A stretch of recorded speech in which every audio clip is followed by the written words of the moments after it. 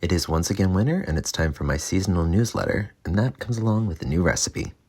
The Eagles are headed to the Super Bowl, so I wanted to give 2 recipes this time.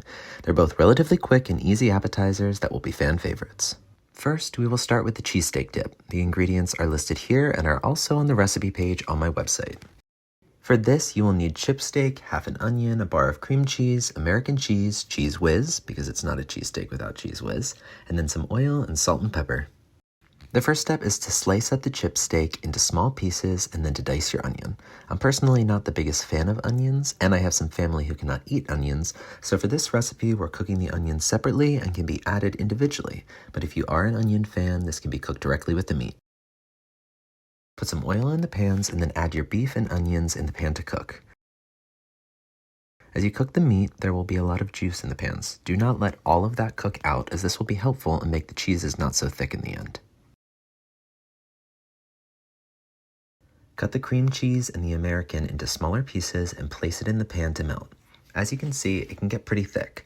If not enough of the juices are left in the pan, you can add a little bit of water until the consistency you're looking for.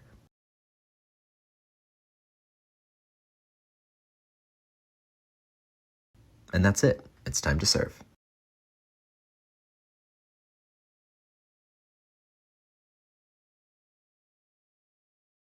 Our next recipe is a grilled ham and cheese with jelly. We had these at a family wedding years ago, and my dad loved it so much he recreated it at home.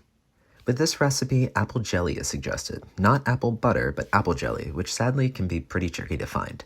We stopped at a few stores and could not find the apple jelly, so we went with apricot instead. It was still delicious, but if you find the apple jelly at your store, I recommend using that. Any ham will work for this, and we suggest using Swiss or Gruyere cheese. You can use whatever bread you choose. We normally just use a plain white bread. And to start, cut off the crusts and make the bread a nice square. You will then lay out the pieces and butter each piece of bread. On half of the slices, add your jelly on the opposite side of the butter. Place half of the bread slices down in the pan and add your cheese and ham. Place your other bread on top and then flip once the bottom piece is cooked.